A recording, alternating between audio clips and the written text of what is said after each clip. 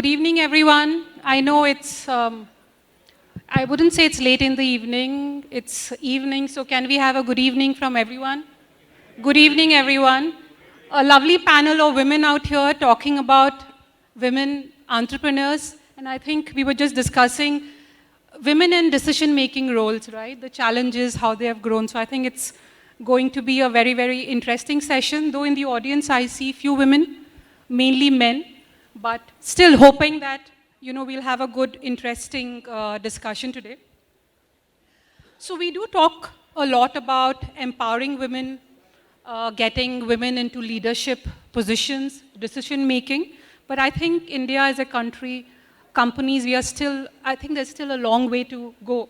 Let me just quote some data, I think, just to put things into perspective.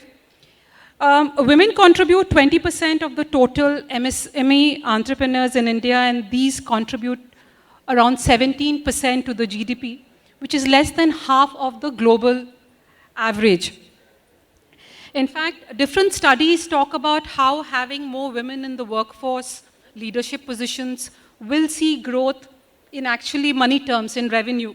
So a McKinsey study estimates that USD 0.7 trillion, right, will be added to the economy by bringing 68 million more women into India's workforce by 2025. Another World Bank study talks about India's GDP can grow by 1.5%, okay, if 50% of women are there in the workforce. So what do we need? I think we need a lot more enablement and a lot more inclusive organization. We also need a lot of intervention at a policy level. So there have been policy improvement. Government has worked out some things. I think still a long way to go. So if you look at the policy effort, we have seen certain changes in the ease of doing business. So India is now the third largest startup ecosystem in the world. In fact, we have, the government has encouraged the growth of women-led technology startups and the increase in women's enrollment in STEM, science, technology, engineering, and mathematics. We have seen that. But still a long way to go. In fact, the MasterCard Index on Women Entrepreneurs in 2022, India ranked only 57th out of the 25 nations that they had built the index on. So still a long way to go. But there is no doubt that if you have more women in organizations, including, of course, being entrepreneurs, it's going to result in actually revenue terms growth in the business. We're fortunate to have a good set of women leaders out here, some entrepreneurs, some in different leadership positions within organizations, Nasscom and NITI Aayog, and of course, two very successful entrepreneurs with us. Let me start with Shreedha first. Shreedha, how has been your journey as an entrepreneur? So the journey of being an entrepreneur is unpredictable as it could get. I think I never planned to be an entrepreneur. I call myself an accidental entrepreneur because why the Ayurveda company started is because I suffered from a skin disease for about 3.5, 4 years, and I could not find the solution through modern medicine or dermatology, and I found the solution through Ayurveda, and that's when I and my husband decided that we needed to take this form of medicine, this form of science to the world in a format that the youth could relate to. But then little did we know that entrepreneurship or starting something that you do not have any background of takes a lot of challenges. So the first inhibition itself took us months to kind of get over with that comfort of leaving a cushiony job, that corporate cabin in the cyber hub area of Gurgaon. It's kind of tricky, but then when you move beyond that, you realize that right from building a team to doing the groundwork to learning everything, getting your hands dirty, it humbles and strengthens you at the same time. So this journey has been very enriching, very humbling. And, but at the same time, at any given point in time, I've never felt that I will not be able to do it because I'm a woman, or I'm a female, or I'm less capable than any other gender, uh, or because I'm less skilled because of my gender. So it has taken a toll because of maybe the way we are biologically wired on certain days, or maybe we are conditioned to care in a certain manner, or maybe we are conditioned to behave in a certain manner right from our childhood.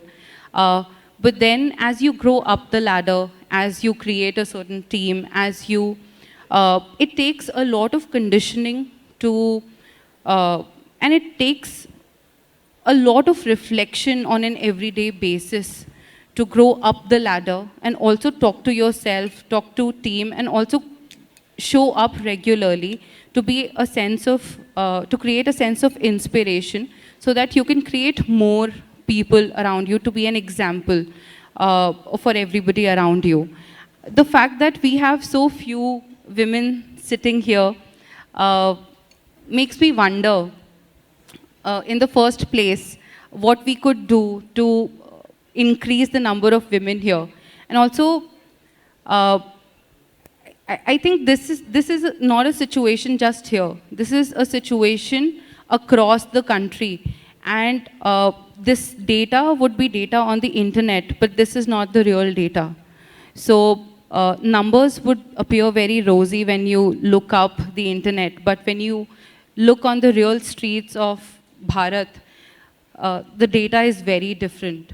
And each of us, especially when we women assume positions of responsibility, we make it a priority to give back in the form of enabling more women like us in whatever way we can. Thank you. I think you're absolutely right.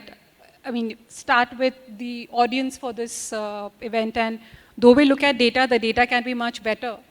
But even when we were looking at, honestly, you know, we have awards in the evening for women entrepreneurs, it was difficult to come up with a good list of names, because in most of the cases, you have companies started by the father or the husband or the brother, which is like 30, 40 years. And the woman, you know, is just there. And sometimes you have special schemes for women, right? So it's not actually empowering the women to take decisions and actually drive the business growth. So we hope to see more of that from organizations as well as policies supporting women to spread their wings. Now coming to Sukhleen. Sukhleen, you know, you've been a very successful entrepreneur. You've grown your business. You've acquired multiple organizations. But how has been your journey? What are the challenges that you've faced to reach where you are today? You know, I would simply say that, first of all, it's a privilege.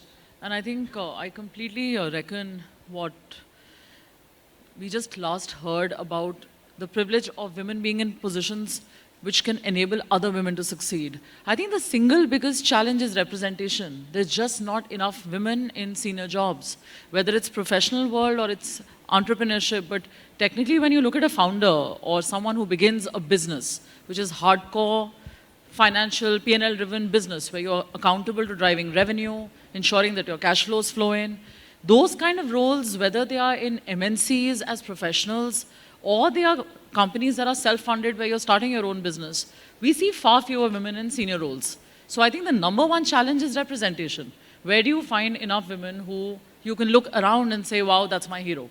I'd like to be you, right? Number two, I think, is access to capital. So it's not so easy for you to be able to raise capital. And I think a lot of times men benefit from a certain network that they're able to build over the years, where women, for all various reasons, a lot of times it's maternity coinciding with their personal professional goals. They don't always have the benefit of a rich network that you can tap into. So that becomes another challenge which you have to overcome by putting yourself out there, right? I mean, if I was to leave the house open, how many of us actually go home to a woman who's a successful leader, whether she's running her business or working in a senior position? That answer is for all of us. And I think all of us today are in this position only and only because we have men in our lives who are super proud of our careers. And I think that's where I really feel it is so important for men to realize their role in making women succeed as professionals or as entrepreneurs, your wives, your daughters. I think everybody deserves to find a voice and succeed. But for that, it takes a very secure man to help a woman succeed, whether it's helping at home or actually helping at work by sponsoring them. You know, you need more than advice. You need capital and you need jobs. So I think that's where men have a huge role to play. Thank you. I think you've also touched a nerve there. I think building the right support system, whether it's the husband, children, parents, in-laws, everyone to support the growth of the entrepreneurs and women leaders, and also being the right role model, right? I think nobody's perfect.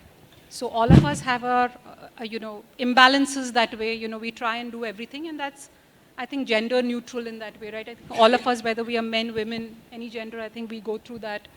So now, coming to Nidhi. Nidhi, you head the Nasscom Foundation. What do you see? What are you doing to encourage more women? What kind of role do you play there?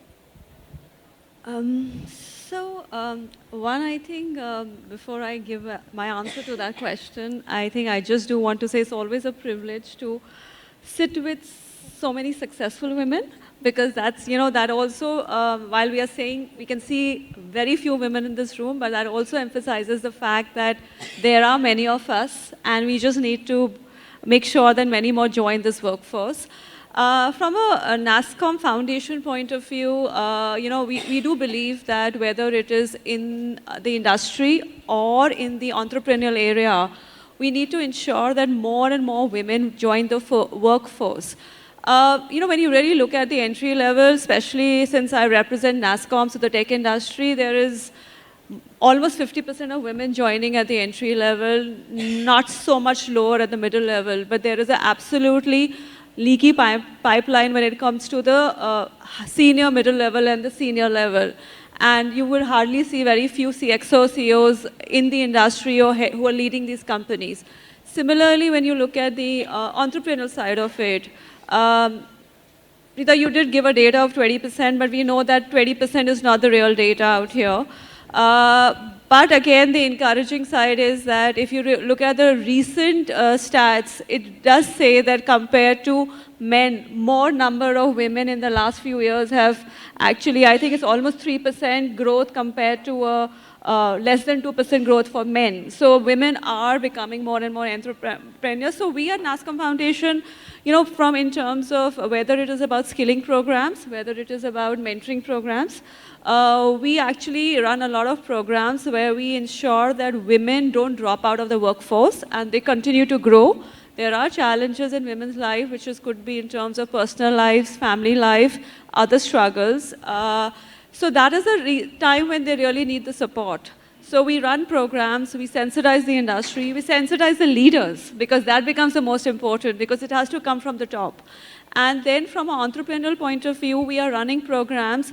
There is a thing of entrepreneurs in the tier 1 cities, but there are also a lot of budding entrepreneurs in tier 2, tier 3, and rural areas. And that's what we focus on. We work with nano entrepreneurs, and through the intervention of technology, we ensure that they're able to upskill and upscale themselves. And we've had some brilliant successes. When you talk about millions, it may not really make sense, but we are talking about a country like India with a huge population, and if you're saying 50%, almost 50% of the population is women, so a woman at the last mile, which could be in a rural area or a tribal area, when through the intervention of technology, she's upskilled. We've had incidents where probably she was earning 5,000 rupees a month, right? But through the upskilling, she has been able to sustain her business and make it about 10,000 rupees on a sustainable long-term basis. That is the growth that we are looking at. Tomorrow, she can become a bigger entrepreneur. So our programs are all around one, sensitizing the industry, sensitizing the communities, also encouraging more women in that role to come and be mentors. We have been a part of the initial designing of the WEP, the NITI Aayog WEP, Women Entrepreneurship Platform. And that was the whole idea that, again, through technology, how can we make sure that women come to the same platform? Because what is missing is also a common area, common platform, and an ecosystem to support the women entrepreneurs. So these are the different things, initiatives, right from urban areas to rural areas. But what we really focus on is encouraging more successful women to talk about their success stories. So there is always that if she could do it, so can I. That's through the role model, right? I think encouraging more women in the workforce. But since there are, let me ask the men and the others in the group of the few women, right? You come from different organizations.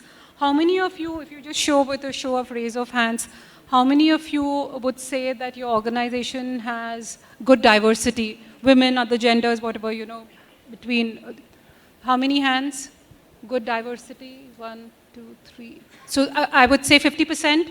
You would have balance? Okay, that's really good. At least there are some show of hands. How many of you would say that you have 20% and above in terms of, you know, 20% at least of women in your workforce? Okay, how many of you would say less than 20%? I mean, no, actually not less than, at least 10% women? So I think most of us, if I look at the show of hands, most of us don't even have 10% women in terms of, you know, working in the organization, irrespective of hierarchy. We all know that as you grow up the ladder, the number of women decrease, right? So here I'm asking for a general, you know, and I'm not seeing that many hands. So I think it's an interesting insight for all of us to even take back to see how we can work towards encouraging more women to come into the workforce, work in the organizations. So, Shreedha, you're okay? Check. Okay. Check. All right. Ms. Misra, sorry about the interruption. Ladies and gentlemen, here we have with us Ms. Urvashi Prasad. Let's give it up for her, everyone. She's here with us. Thank you so much for joining us. The Director, Office of Vice Chairman, NITI Aayog. And that completes the panelists, and of course it's now going to be a very interesting session. Thank you for joining us, ma'am. Please take a seat. So welcome, Urvashi. We just had the first level of questions, but let me start with you, you know, coming from NITI Aayog. Do you see a rise in women entrepreneurs, you know, through the data, through the research that you do? And what are the kind of policy measures that are being taken to encourage more women in the workforce and also at a leadership level?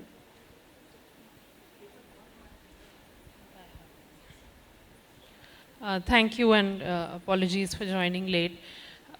So I think definitely, you know, your first question that do we see more women entrepreneurs? I think definitely there is, you know, a trend in that direction, and encouragingly, not just in urban areas, but even in, you know, rural areas.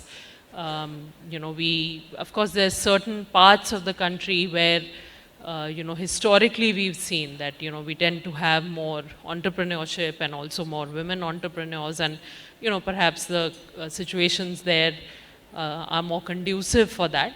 But I think in general, you know, there is definitely an increase in, you know, in the numbers that we are seeing. I think, you know, there is a lot of challenges that, you know, women entrepreneurs face, and I think from the policy point of view, that is what we need to address, and, you know, we've been trying to also, you know, make some efforts in that direction, and also in recent years, even through NITI Aayog, you know, whether it's, you know, we also have a women entrepreneurship platform, in fact, but, you know, many other initiatives as well, which are, you know, in the direction of, of course, providing the right kind of skilling and capacity building to women entrepreneurs, but very importantly, providing them access to networks, because this is something that it's very difficult for a lot of the women entrepreneurs, especially those, you know, maybe in rural areas or those who are really working at the grassroots. Networks is not easy, networks, mentorship. So how can we provide them access to that? That is another big piece of, you know, what we're trying to look at. And then, you know, obviously financial support, you know, undoubtedly.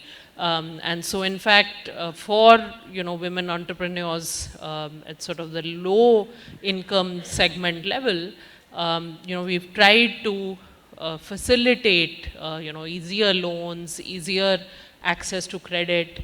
I think, again, there's scope to do a lot more there, but that is something that, you know, we've started to do. So, so I think, you know, there's definitely a lot of appetite now in the policy space to take measures, to work very closely with the private sector. Because, you know, even our women entrepreneurship platform, even at NITI, we engage a lot with the private sector. You know, most of our initiatives in this area are in partnership with the private sector. So I think there's huge scope for public-private partnership as well. Thank you. You know, continuing from where what Urvashi said, Shreedha, coming to you, what kind of support do you think entrepreneurs need, or women, you know, running businesses need from the government? What kind of policies? What would have made your journey a little easier if you had got that support, right? For yourself or your community that you interact with as women leaders here. So, while in the past few years, we see that there have been various initiatives like Udyogini Yojana or Pradhan Mantri Mudra Yojana, and many others like easy grant of loans, or making it easier for women-led businesses to be established. I think making it easier for women to network and giving them a platform to come and get mentored by industry experts on concepts of fundraising or raising capital would really help. Because that is one area where women, I think, feel very stuck. Be it in private sector, be it in urban areas, be it in rural areas. I think women have always been leading in positions of enablement, and it takes some push for them to take charge of you know, business or growth or P&L positions. So that would come only if some kind of support from the government is provided in that direction. Having said that, government, if at all, government could also identify you know, startups or micro businesses, nano businesses that are that would employ a large number of women.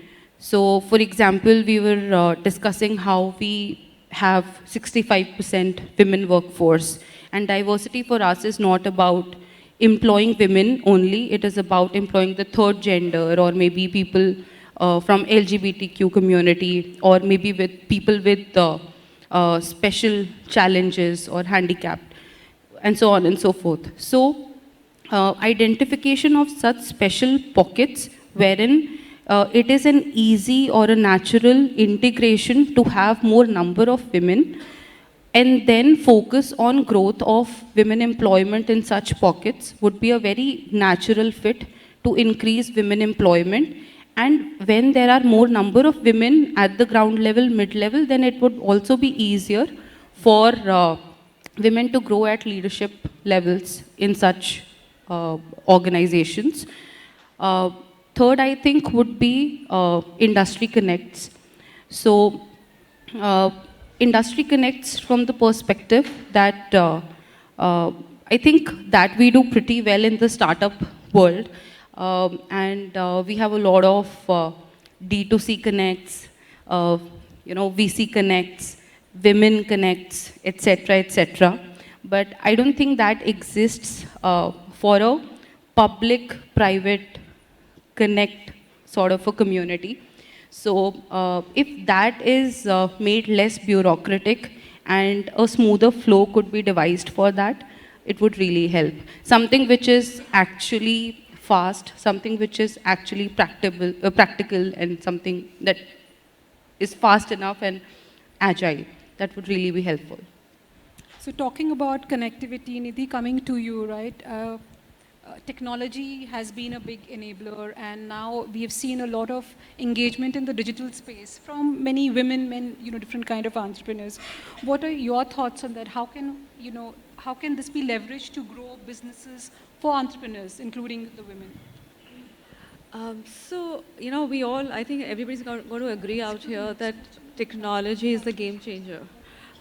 So if you really see, one of the reasons that women have been able to, the increase in the percentage, it's very slow, but at least the increase in the number of women entrepreneurs in the last few years has been because of the technology intervention. So one is in terms of the internet penetration, the other is the connect that you get through e-commerce.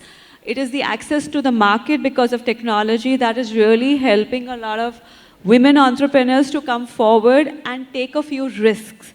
I think COVID is, especially if you really look at it from a COVID point of view, we saw a lot of budding entrepreneurs during COVID, right? And women entrepreneurs. Where did it happen? Because it was a situation which encouraged them. Maybe it was more out of a necessity and not an opportunity, but that is a situation which encouraged a lot of women to understand that how, through digital means, they can, while sitting in the house, balancing their family obligations, they can actually, start something on their own. And I think a lot of us have those examples in our family. We've seen some very successful businesses coming out of it. And even when we are working, since in Nasscom Foundation, we're working with the rural area, especially in the aspirational districts and all of that, we've seen, because of that initial digital literacy and financial literacy, they have been able to actually start their own enterprises. So whether both at the urban level and the rural level. So one, technology helps in access. It is giving you a wider market, a broader market, with lesser risk. It's giving you an appetite to actually take a few steps and see that without investing too much of money, how they can reach a larger market. And since we do a lot of work with the rural women, this whole intervention due to the UPI and the digital payment means is actually building a capacity of a woman to reach out to a market that they never thought that they could. So earlier, in my earlier answer, I was giving you an example of how we work with the artisans. I personally have come across a few artisans who, because of this whole WhatsApp or UPI payments, have been able, while sitting wherever they're sitting at the rural area, they are today selling their products to clients sitting in an urban area, Delhi, Bombay, Bangalore.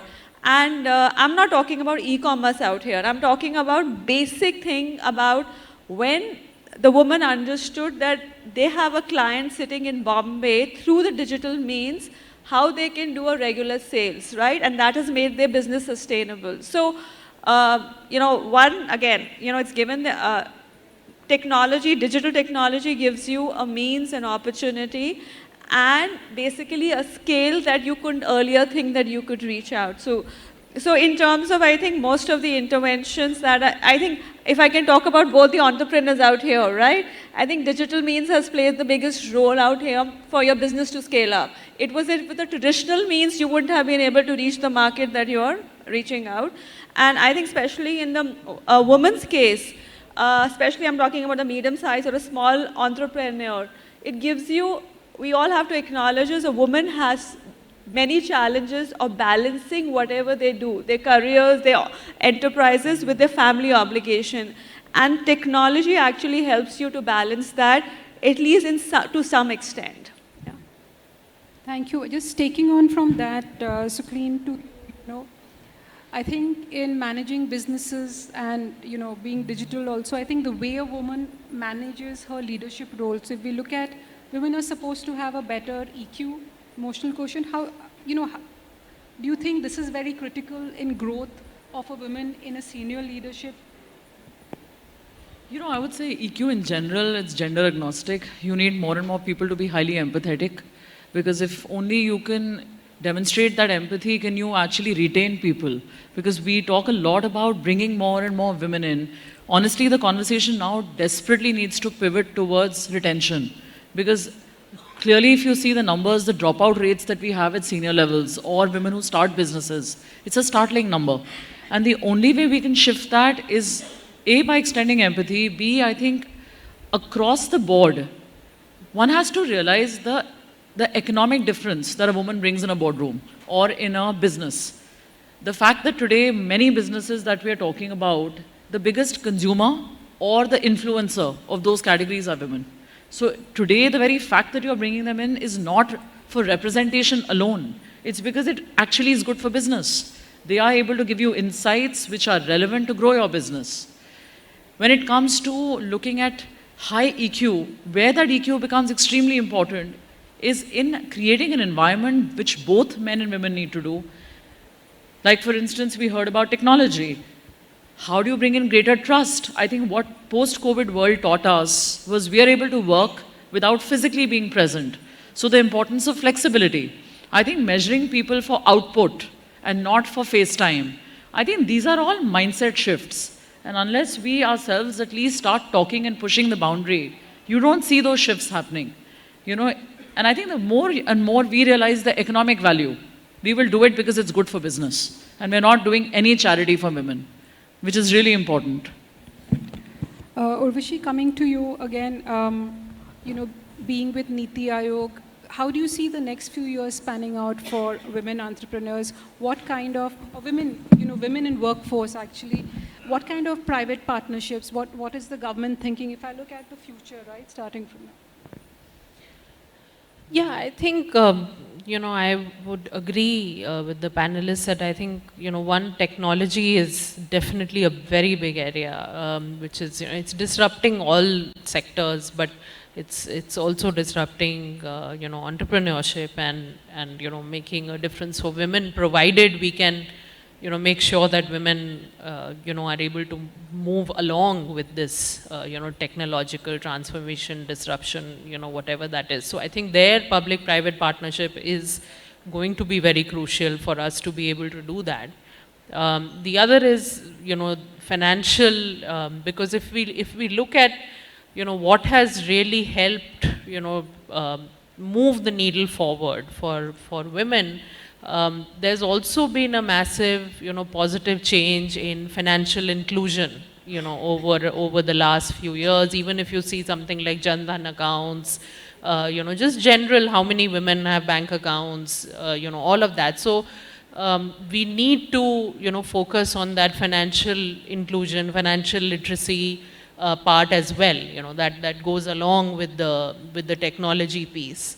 And then I think, obviously mindsets and the kind of support women get, or networks, mentorship, I think all those, which might be so-called softer issues, but they are critical. And I think, we need more enabling policies also, in many of these areas. And I think it's not just for women entrepreneurs, but in general, women in the workforce.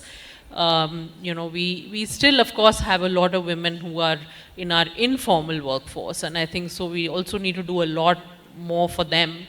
And a lot of them have also been, affected by COVID as have men, but I think for women, a lot of the impacts are disproportionate.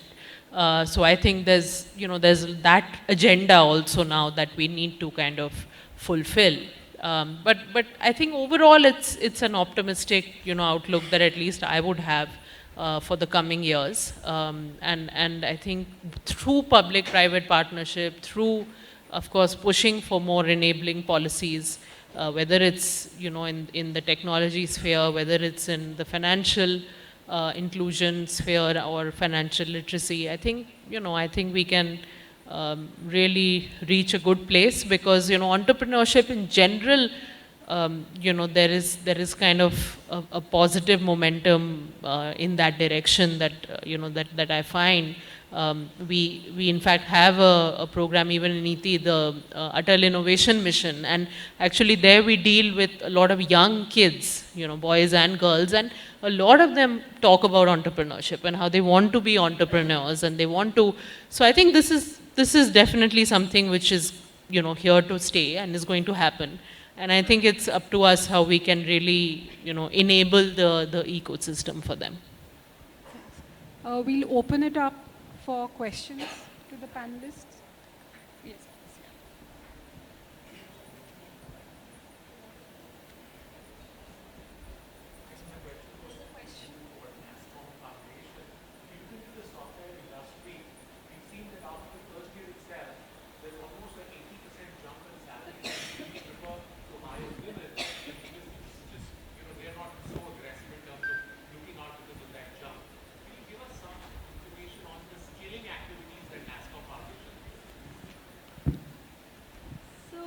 From a skilling point of view, of course, we work on two things. One is that, our country has the highest number of youth who are unemployed because of being unskilled. So we work with that dimension, but then our focus is on women. So when we are doing our skilling programs, more than 60% of our youth that we are skilling are women, and these are women who are either studying in colleges or are maybe engineers, but are unemployed.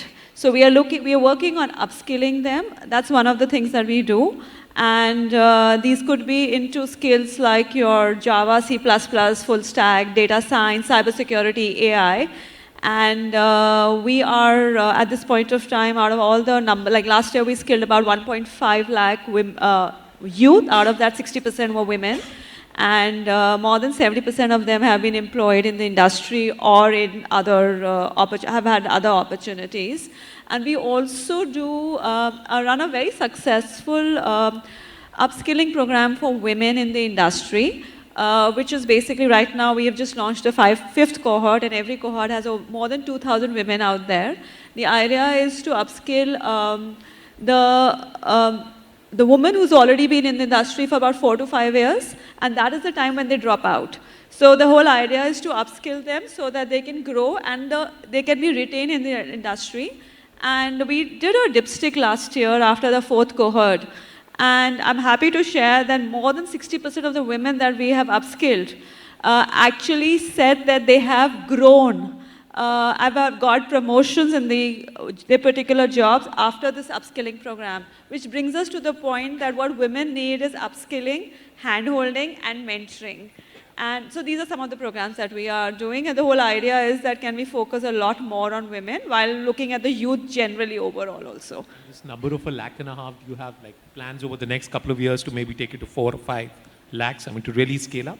Yes, so as an organization, we have a roadmap to 2026. Skilling is one of the things that we do, but we do also a lot of work around digital literacy. So which means, in a way, skilling at the last mile. So skilling for the employment and then digital literacy or digital skilling at the last mile. So put together, we impacted about 5 million lives last year.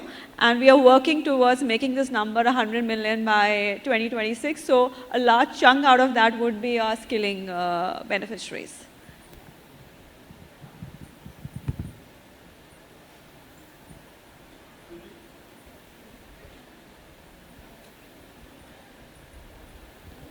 Hello, everybody present here. Actually, I do not have a question. I have an observation.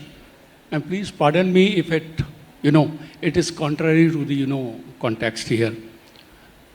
And I hope the dais will allow me to talk in Hindi if you are okay with that. Sorry, we were not able to make out what... Can I talk in Hindi if you allow me? Yeah, of course you can. Right. Yeah, of course. अच्छा, मेरी गुजारिश होगी कि हम कह रहे हैं कि वुमेन और मैन कैसे मिक्सअप करें, कैसे हम वुमेन की परसेंटेज को, पार्टिसिपेशन को बढ़ाएं. मेरा सबसे पहले सजेशन होगा, हमें दूसरों को चेंज नहीं करना, हमें खुद अपने आप को चेंज करना है. फॉर एग्जाम्पल, ये एक वुमेन सेंट्रिक टॉपिक पे बहस हो रही है। ज़्यादा अच्छा डिस्कशन होता अगर इस पैनल में भी एक शायद कोई मैन होता। सेम जो इससे पहले जितने पैनलिस्ट थे शायद उसमें किसी वीमेन को शामिल किया जाता। तो पहले तो हमें अपना डिवाइड चेंज करना है, बजाय कि इससे पहले हम बाकियों का डिवाइड चेंज करें। जस्ट मेरा ऑब्जर्वेशन है। और दूसरा, महिलाओं को अगर आगे आना है, मैं साथ हूं, पर सबसे पहले महिलाओं को खुद अपने लिए कहाँ आगे आना होगा, दूसरों की तरफ नहीं देखना। खुद अपने आप को शक्ति बनाओ, आपके अंदर बहुत शक्ति है। और जहां तक मैं अभी पीछे रिसेंट एक सर्वे पढ़ रहा था, शायद अब इंडिया में women percentage, women population has crossed men's population. It is a recent survey. So don't put any women as any weaker section. Actually, they are more powerful. They need not to ask for support. They are able to give the support to the team. Please make yourself powerful. Please feel you are powerful. You don't need to ask, are we 10% or 20%? We say we will give job to the man. You are powerful. We have got Ma Durga, Ma Sita in our culture. Each one of you can do that. That's my submission. Change our own thought process to make sure that the world sees women differently. That's my observation. Thank you.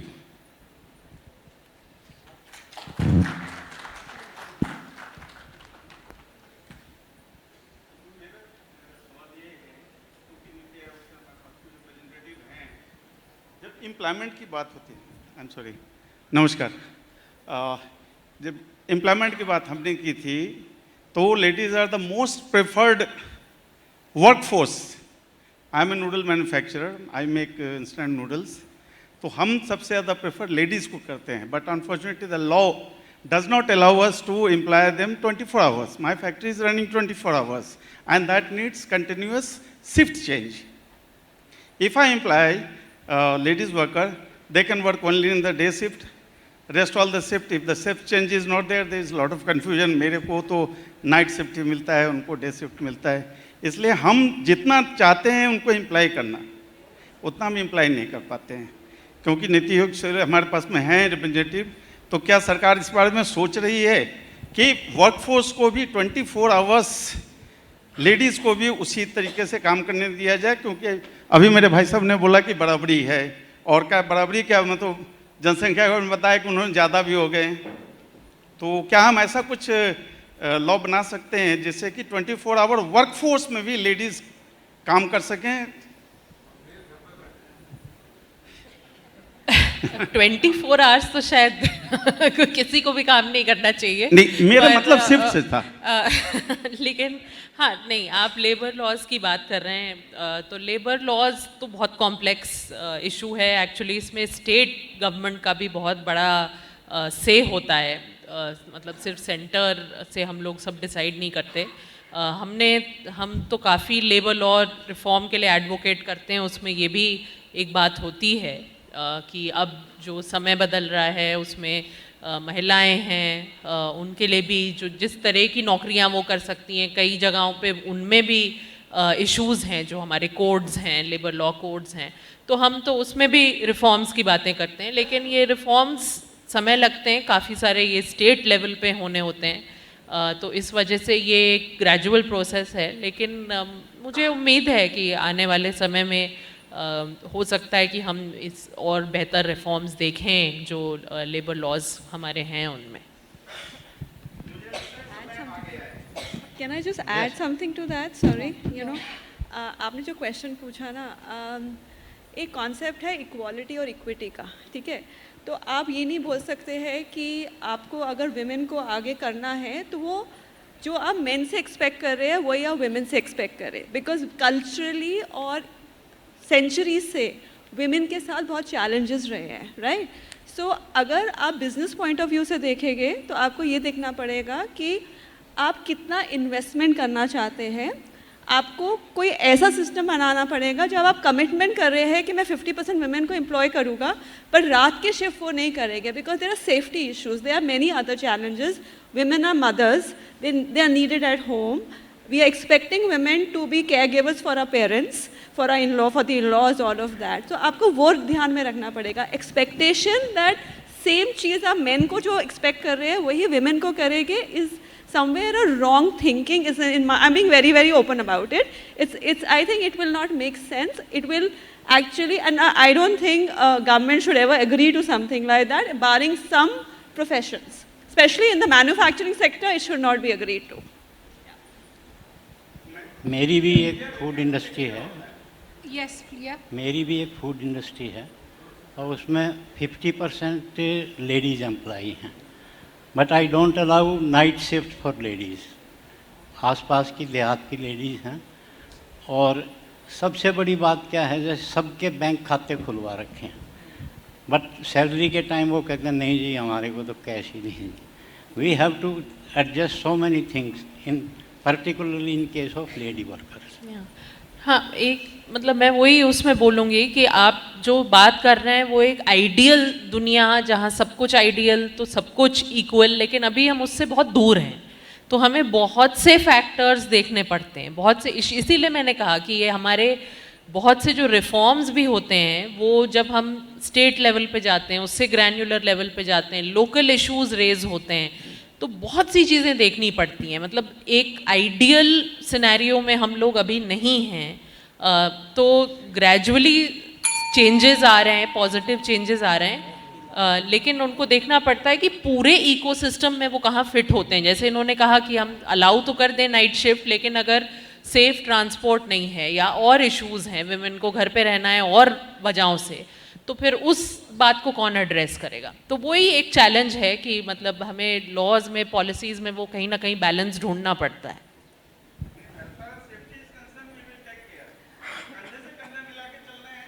नहीं, पर एक role होता है घर पे भी sir. अगर जैसे अगर आप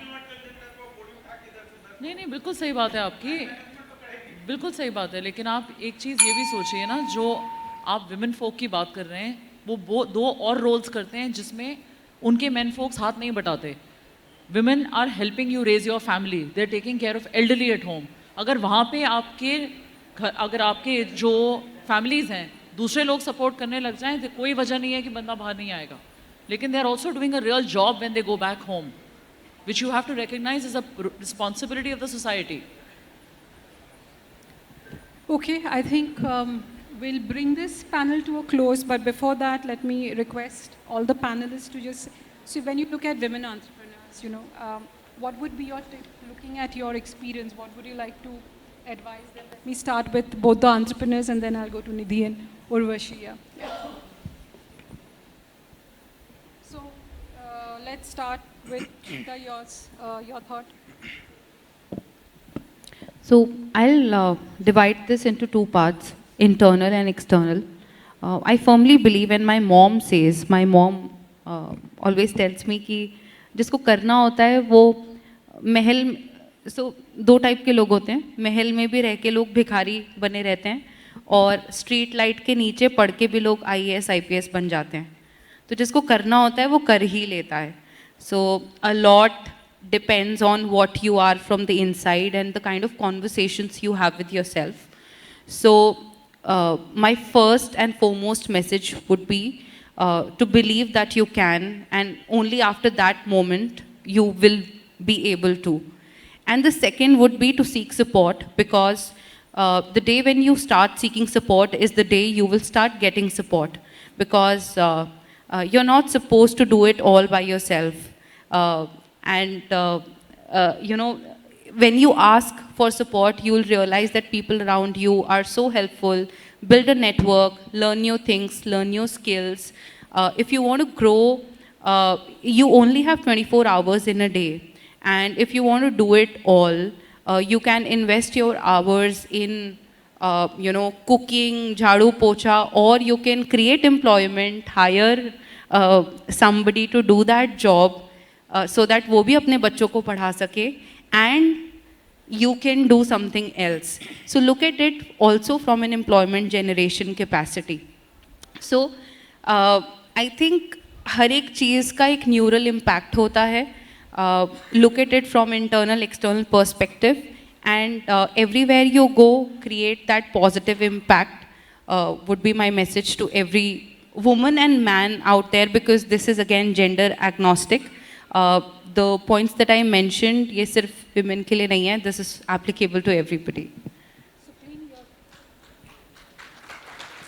No, it's very true, yeah. I think, if I may say, there's the number one thing that I felt will really help every one of us is to build powerful teams. You know, whether it's at work or at home, we are only as good as the people we have who surround us. So invest that energy in working with people, whether it's at home or at work, who are infinitely better than you, and then make them grow. Because you can only succeed only if you're working with people who are fantastic. And that's where I think it's very, very important to recognize their role. And especially for all of us who are here today, we are so grateful to the ecosystem at home. I think it is important to continuously show up. There are going to be days you'll feel dejected, but just show up. I think that's also super critical. I'll just say that what it needs is a commitment. So whether you are a leader or you are a team manager or you're individual, it needs a commitment that you will make sure that a certain number of women will grow in your teams. And it will not be just a tick in the box to meet certain compliance needs. It should be that you should give them opportunities so that they can grow, whether they grow in a job or they grow in a business. So basically, I think unless it comes with a commitment from the leadership, we are not going to be able to move forward on this. Yeah. Yeah, I think, I would say that we should reach a point now, and that is the message that, we should also spread to others, that by having women, either in the workforce, in your organizations, as entrepreneurs, in whatever capacity, there is no favor that you do to women. They add a lot, right? They add a lot. We've seen this in economic terms, we've seen this in social terms. So there's no favor that we do, and so it is really incumbent on all of us, whether it is people in the government, policy makers, whether it is those who are running organizations, that we realize and recognize women for their inherent, talent and potential, which they anyway have, and really harness that. So I think that narrative, we should now not have to ever keep providing that evidence, because I feel we still have to continue doing that often, as to why, you should have women participating in all spheres. So I think that's really the message that I would want to put out there.